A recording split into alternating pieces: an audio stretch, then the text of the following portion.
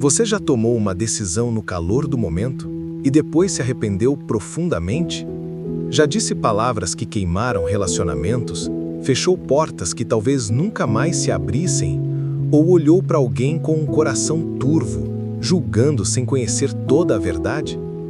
Hoje, eu quero compartilhar duas histórias poderosas, duas lições que podem transformar a forma como você enxerga as pessoas ao seu redor, e até a si mesmo. A primeira fala sobre orgulho e decisões impulsivas. A segunda revela o quanto nossa própria visão pode estar distorcida. E no final, você verá que essas histórias estão conectadas e que Deus muitas vezes nos ensina grandes lições através dos caminhos mais inesperados. Preste bastante atenção nessa história intitulada A Ponte Queimou.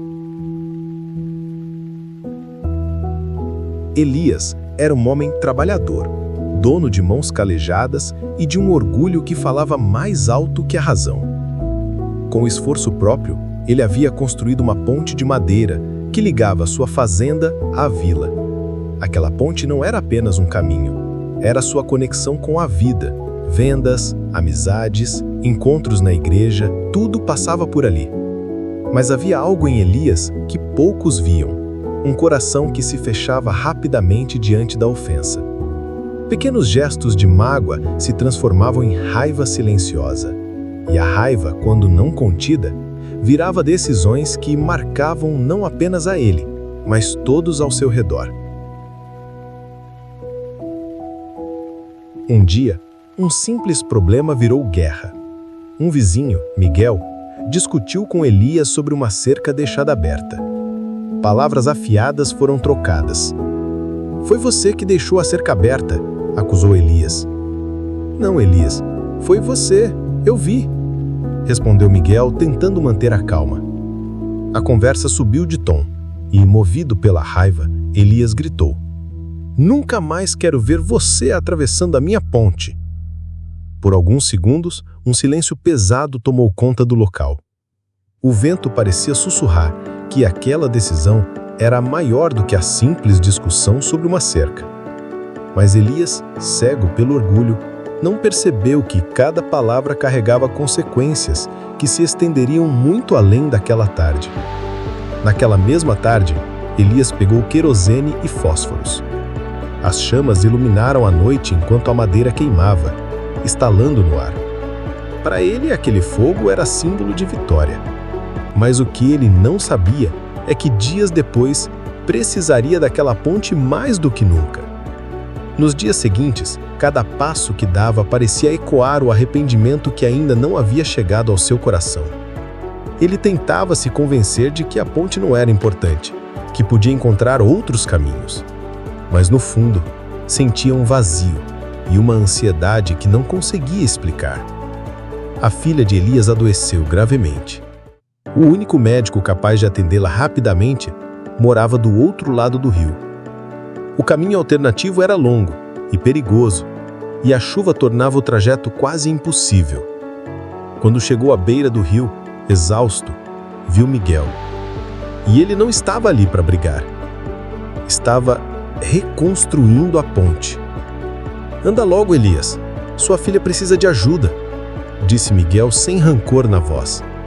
Elias atravessou, e naquele momento entendeu: a ponte que ele queimou foi a mesma que Deus usou para salvá-lo.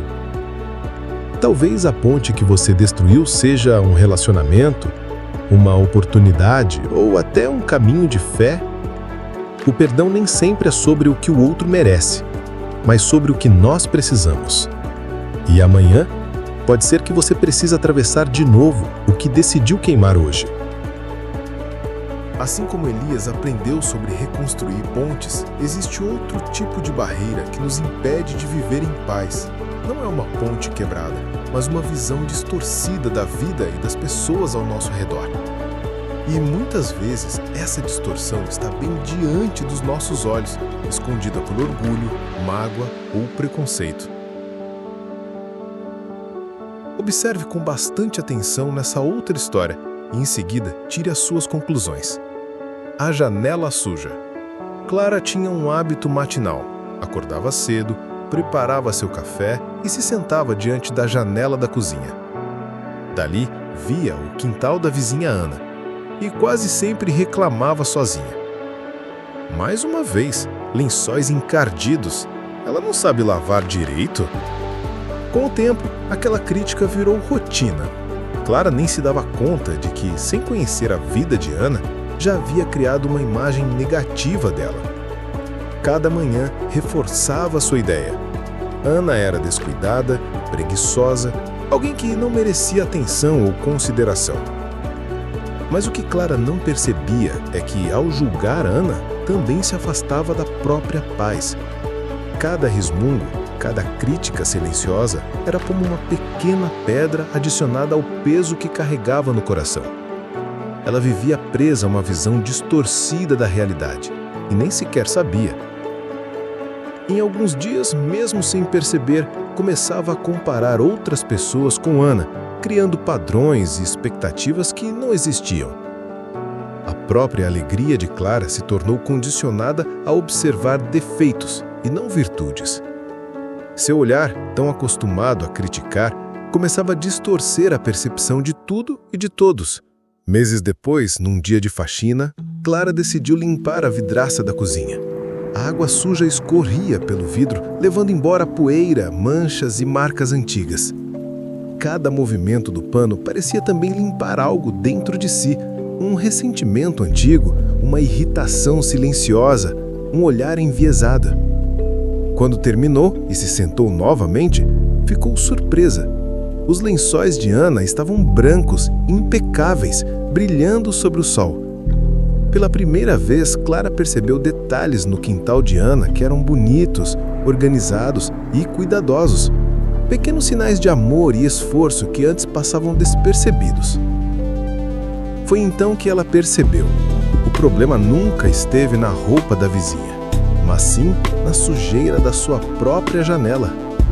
Quantas vezes você já interpretou algo errado porque olhou através da janela do seu coração suja de mágoa, orgulho ou preconceito?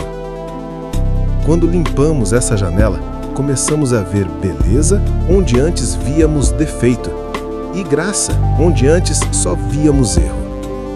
E talvez a maior lição seja perceber que, antes de tentar mudar o outro, precisamos limpar nossa própria visão.